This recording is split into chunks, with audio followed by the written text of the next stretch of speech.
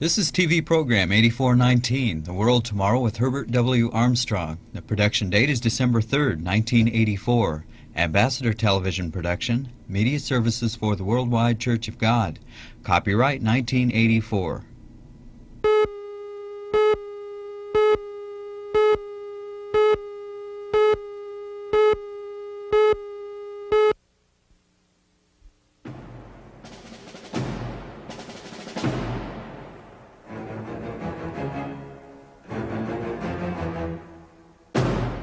In the closing verses of the Old Testament, God spoke through the prophet Malachi to our time. He spoke across the ages to a generation living near the end of 6,000 years of history. 6,000 years in which human beings have rejected God's ways and have reaped the bitter fruit of their own way. The society they have built is based on a foundation of greed and selfishness. It is ruled by Satan, once an angel of light, but now the adversary of God. It has become his world, and it is doomed to destruction.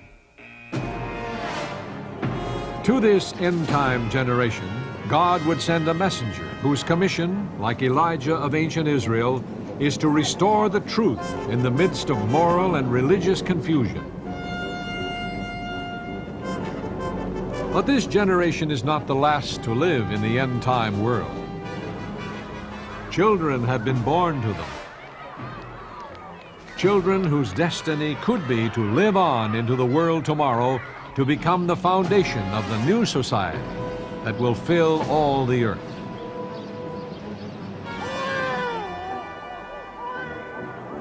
Against these children, Satan has waged a relentless and insidious war to destroy their potential and rob them of their destiny.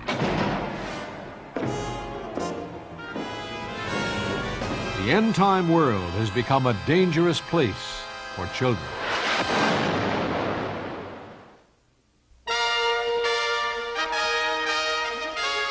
The World Tomorrow. The Worldwide Church of God presents Herbert W. Armstrong, internationally recognized ambassador for world peace, visiting prominent leaders around the globe, discussing the cause of world problems,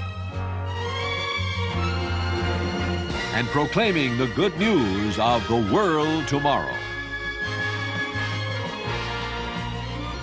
Ladies and gentlemen, Herbert W. Armstrong.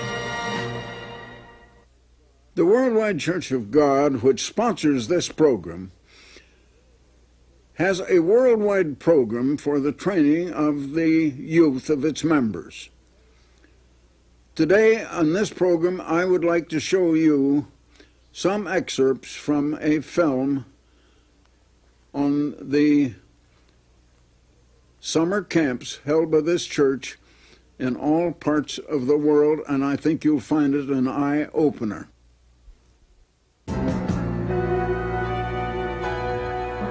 1/3 of all people on earth today are children under the age of 15. Most live in the poorer countries, condemned to a life of misery and squalor. 1 out of 5 of these children will die before they reach their first birthday. Those that survive may never get enough to eat, may never have clean, safe living conditions, will not receive even the minimum education or treatment for the diseases that will leave millions of them physically and mentally maimed for life. In this world that has made such awesome progress, millions of children and teenagers still are forced to live in inhuman conditions, without opportunity and without hope. While the world spends $2 billion every week on war, every 2 seconds, a child dies of hunger.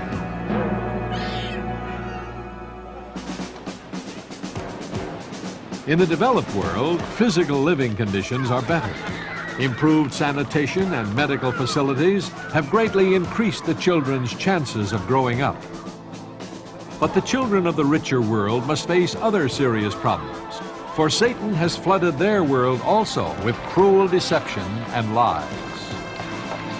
In the midst of affluence, these children face moral and spiritual poverty, as Satan uses every evil device to undermine marriage, education, to pervert culture, and discredit what remains of the true values. Children become ever more frustrated and confused. They become alcoholics or hopeless drug addicts. They're drawn to bizarre and perverted entertainment. And many are driven to suicide.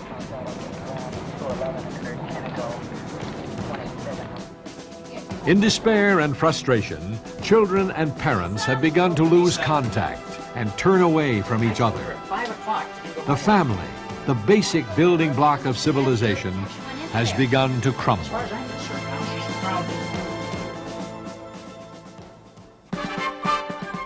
And so, as the human race stands on the threshold of the world tomorrow, God, through the prophet Malachi, gave one more commission to his end-time servant. And he shall turn the heart of the fathers to the children, and the heart of the children to their fathers, lest I come and smite the earth with a curse. To help families meet the challenge, and to help bridge the gap that has opened up between parents and children, the Worldwide Church of God is developing a comprehensive youth educational program. This program, directed by Pastor General Herbert W. Armstrong, is designed to support the parents in teaching their children and to provide positive educational and recreational opportunities for the youth of the church. Youth 84, soon to be in its 5th year of publication, is written to help teenagers deal with the problems and pressures unique to their generation. Its lively, colorful pages show its readers how to live carefully in this world while preparing for the future that God has waiting for them. Through the youth educational services, the church has developed a multi-level correspondence course for children between the ages of 5 and 13. The YES course gives parents a helpful tool to teach their children the basic principles of God's plan so that they can start out their lives on the right foundation. The individual lessons of the YES course are written by senior ministers and experienced teachers. YOU, Youth Opportunities United, is the Worldwide Church of God's international program for teenagers. Through many varied activities, YOU gives older children educational, social, and recreational opportunities within the framework of the church.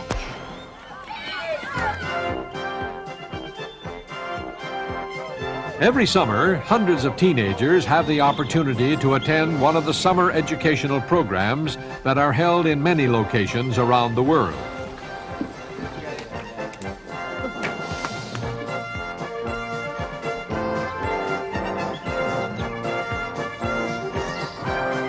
Young people from all backgrounds come together for 3 weeks of challenging activities and fun.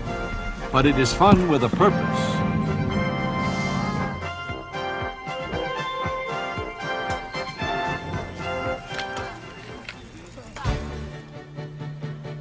The church's main campsite is located on the shores of Pelican Lake near Orr, Minnesota. In the 20 years of this camp's existence, much valuable experience has been gained in training, teaching, and encouraging teenagers. For many, the 3 weeks of summer camp has been a turning point in their lives. Mr. Armstrong is a frequent visitor to the campsite at Orr.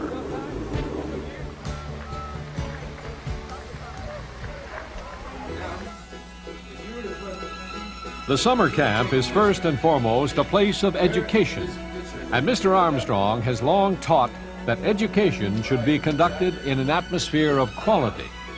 He makes a point of personally inspecting all new facilities.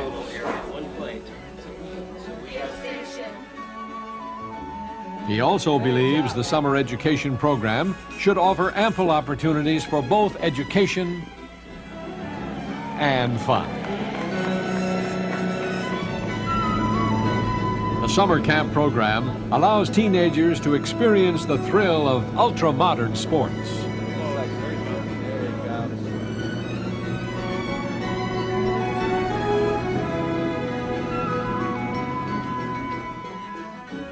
Others can enjoy more down-to-earth recreation.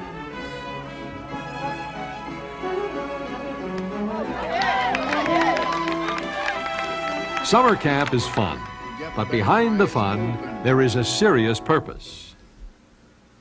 Yes, they come here and have fun. But the thing is, they get a new definition of fun. Some children have come to these camps that have been trying to get fun out of drugs, smoking marijuana, and then even worse things. They learn that that's no fun and that it's only harming and damaging them. But they learn things here and skills that really are fun and that are enjoyable. Now we're trying to teach children at these camps some of the better things of life that are worth more than just money. Doing, giving, helping. They learn character here. They learn discipline. This is, in 3 weeks, the transformation that is made in the lives of these children is unbelievable. Many of the campers at Big Sandy have attended camp at Orr in previous years. The facilities at Big Sandy give them the chance to have new experiences and to develop new skills as they respond to the direction and guidance of their instructors.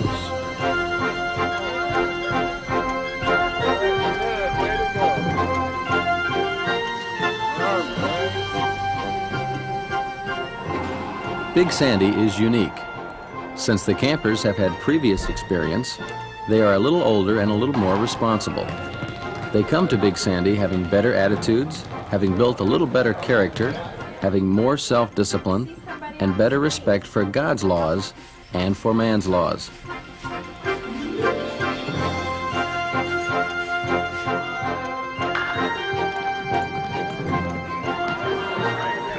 The facilities at Ambassador College in Big Sandy are being put to good use during the summer months, in that hundreds of young people are getting a chance and an opportunity to see the campus and to be instructed by the college faculty.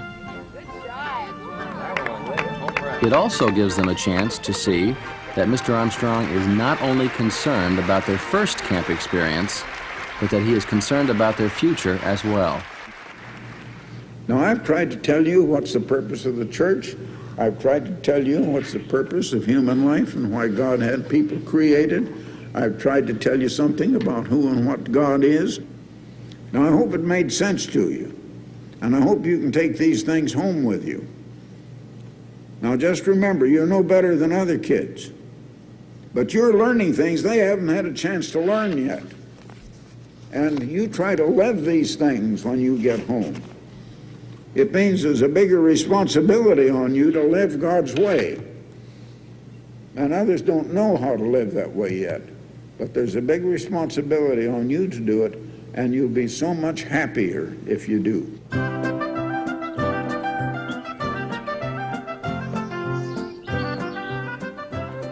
The summer education program for Britain is held on the banks of Loch Lomond in southwest Scotland. Campers from several nations enjoy a variety of exciting activities during the 3-week program. When I first went to SEP 16 years ago, for me it was the fulfillment of a lifelong dream, because I was given the opportunity to do many things I never thought I would be able to do. Things which in Britain were just not available or were simply too expensive for the average person. Today, that is still the case. It's a real thrill to see teenagers involved in exciting activities they've never experienced before and would not experience apart from SEP. But perhaps the greatest satisfaction to me is to hear from parents after SEP describing the positive effect camp has had on their teenagers. Many are enthused and inspired and filled with a sense of accomplishment and simply can't wait to come back the following year.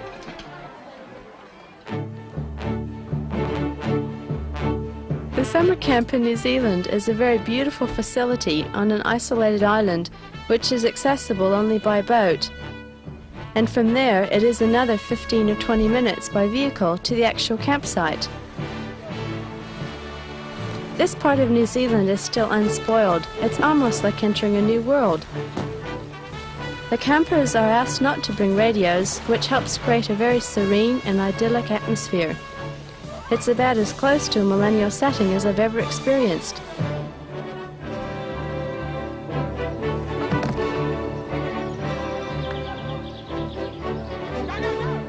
The churches in New Zealand are quite small and far apart, but at the SEP, the YOU members from all over the country can get together and also meet many other young people from all over our South Pacific region.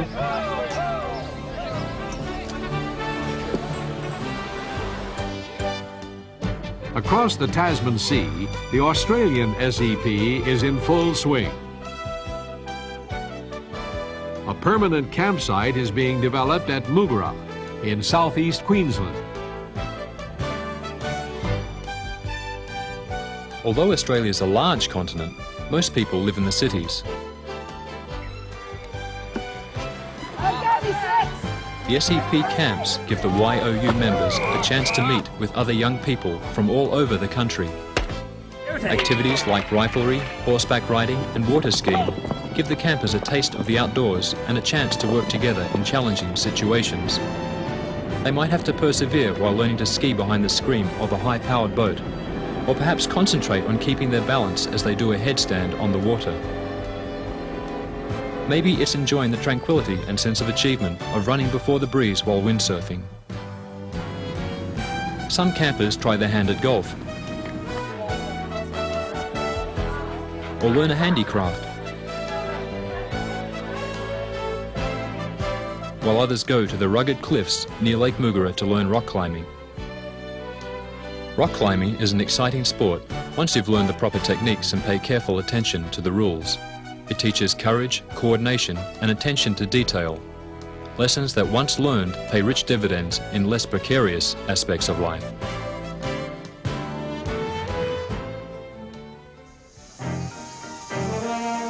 While teenagers enjoy experiencing the new things, time is taken to teach the age-old principles, without which true success is not possible.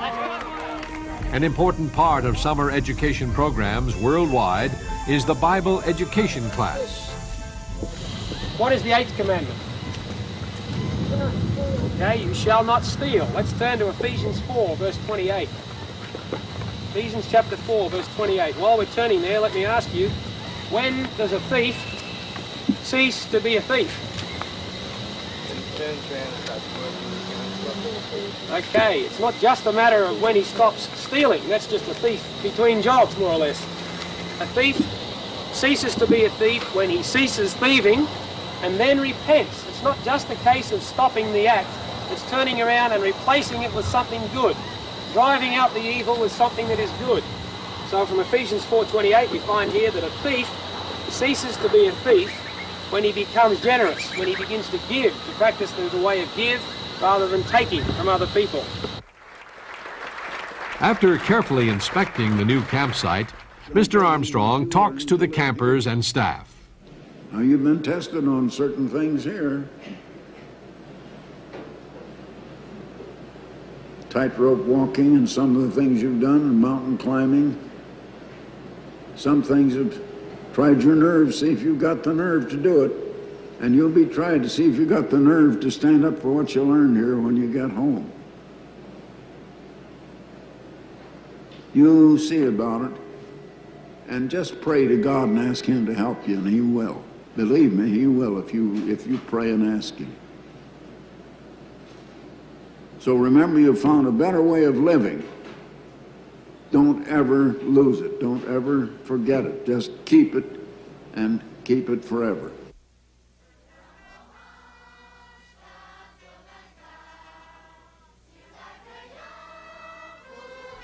In the French province of Lorraine, near the little town of Morange, 80 children and teenagers from several European countries enjoy a summer education program, French style.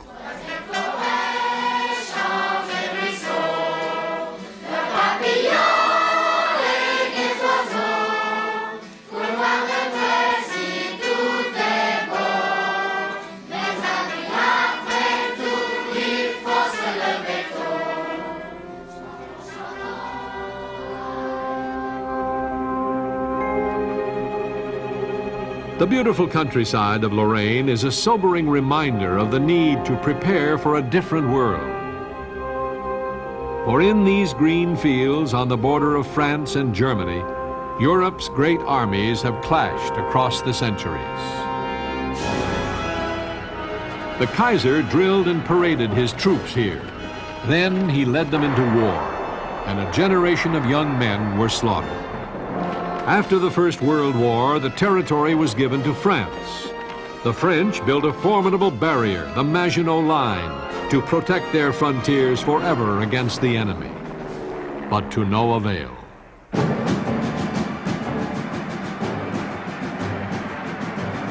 Adolf Hitler promised his people 1,000 years of national greatness as he taught the children the arts of war and sent them to fight his battles.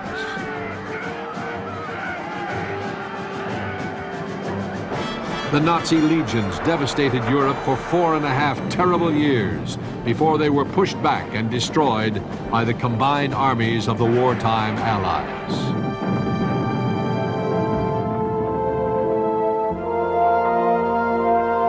Only a few miles from the campsite at Morange is the war cemetery of Saint-Avold. Thousands of American soldiers are buried here. Most were young men, little more than teenagers, victims of a world that did not know the way of peace.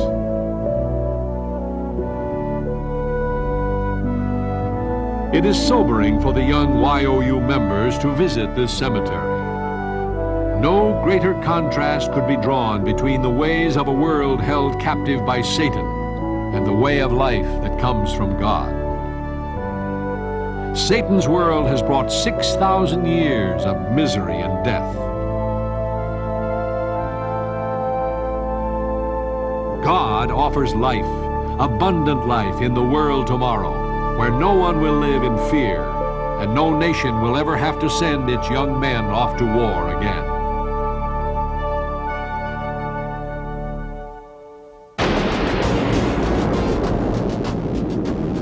One great conflict still lies ahead for the human race, a war in which terrible weapons will be used.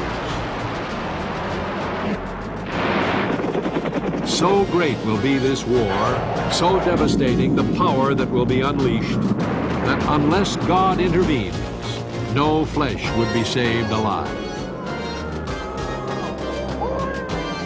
But God will intervene and bring the dazed survivors into the world tomorrow to begin a new way of life.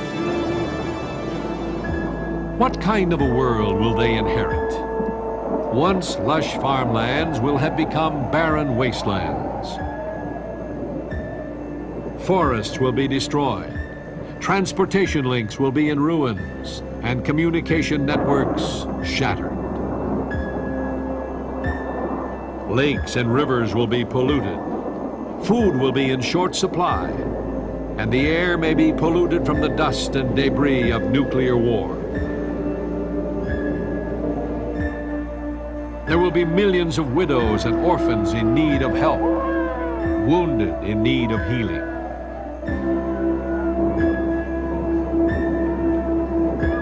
This world's great cities will lie in ruins and their industries destroyed.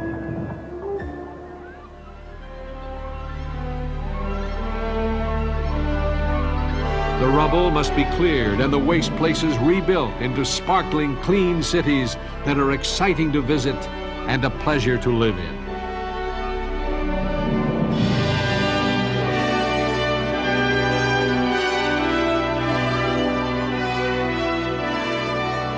so a new society will fill the earth.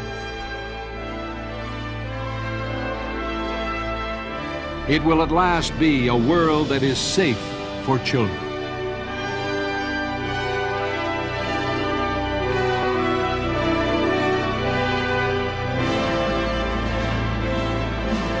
We are on the threshold of a new world when the knowledge of God's way of peace will cover the earth as the seas cover the ocean beds.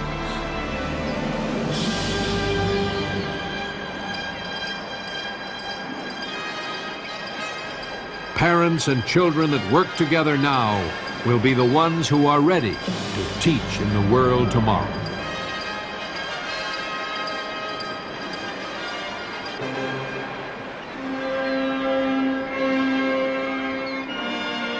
He shall turn the hearts of the fathers to the children, and the children to their fathers.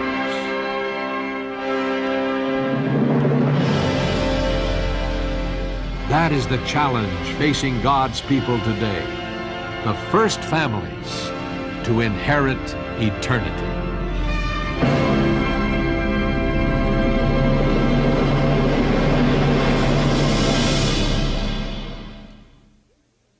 Now, I have a most intriguing booklet for you on the wonderful world tomorrow, what it will be like. What is it going to be like in the world you're going to live into? The world tomorrow. It's coming very certainly and very soon. So I'd like to send you this booklet, The Wonderful World Tomorrow, what it will be like. There's no cost, no charge, no obligation, and no request for contributions or money. Now also, I would like to send for the youth who might be listening in, Youth 84. It's a wonderful magazine for teenagers. For those that are young and have been young and remain young, and it's one that thousands of young people are reading all around the world already. Now, I'll give you 1 year's free subscription, no subscription price. You just send me your request, Herbert W. Armstrong, Pasadena, California. That's all the address you need. Herbert W. Armstrong, Pasadena, California, 91123. Or just go to the telephone and call 800-423-4444. You dial 800-423-4444. So until next time, Herbert W. Armstrong, goodbye, friends. For the free literature offered on this program, write Herbert W. Armstrong, Pasadena, California, 91123. In Canada, Box 44, Vancouver, BC. Or in the continental United States, you may call this toll-free number, 1-800-423-4444. In Alaska and Hawaii only, call Collect 1-818-304-6111. If the lines are busy, please try again in 10 to 15 minutes. The preceding program and all literature were produced and sponsored by the Worldwide Church of God.